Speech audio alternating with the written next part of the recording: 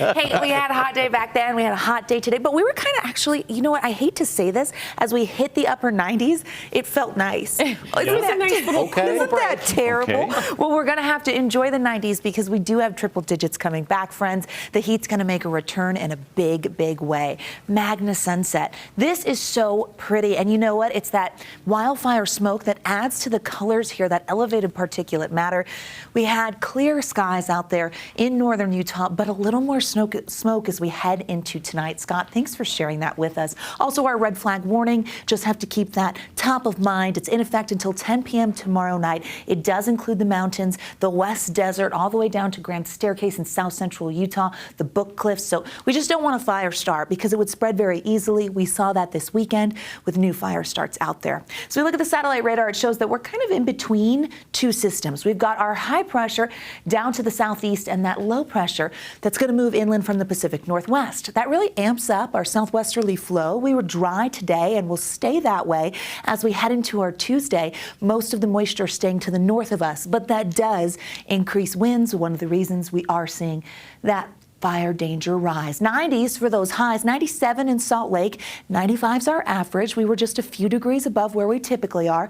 Mid-90s in Vernal, 98 in Moab, 90s for the I-15 corridor, and 102 in St. George, which hits average right on the head. It probably felt like a little bit of a break, especially after high heat for so long. Our southwesterly winds will upslope and occasionally cool St. George, but they've been anything but that this summer. As we're looking at meteorological summer, June, July, and August, we look at the numbers and the average temperature. Right now, St. George is sitting at the second hottest summer on record, meteorological summer, and we still have August left. We could overtake this very, very easily and be the hottest St. George summer on record. As we look at Salt Lake, it's also been hot here too, and we're in the top 5 when it comes to that average temperature, and there's still a lot of summer left here, folks. So just know we'll be climbing that list as well, especially with several triple digits ahead of us. Into tonight, fairly mild conditions. We'll see those numbers in the upper 70s as we close out the newscast. That smoke is going to be out there. Low 70s expected along the Wasatch Front, and then we're off to the races tomorrow with smoke-filled skies. We'll see sunshine and temperatures close to where they should be, but unfortunately, we're going to still see that smoke. We saw it out there. Renisha caught this in Box Elder County.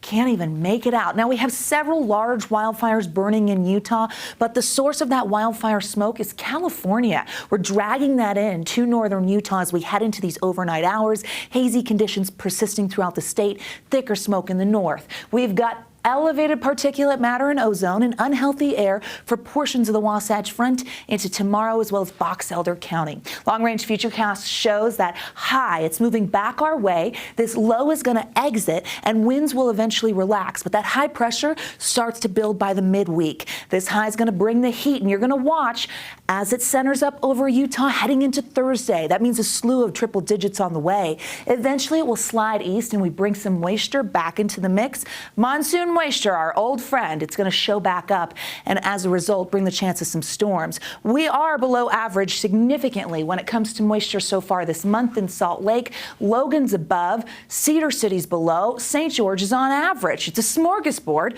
when it comes to precip. Temperatures climbing as we get towards the close of the work week in both northern and southern Utah. Checking out those temperatures for tomorrow, pleasant but hazy with that air quality compromise. 90s and triple digits in southern Utah. 102 in Moab and St. George. Here's a look at those temperatures. We are going to climb. We're going to get pretty hot. Here we go again. Monsoon moisture shows up with the chance of storms. And here's the Wasatch Front. You see those 90s bringing back those 100s. We could break a record on Saturday. I know it's Monday, but I like to forewarn you early. Thank you. Tell you what to expect. It's going to be hot.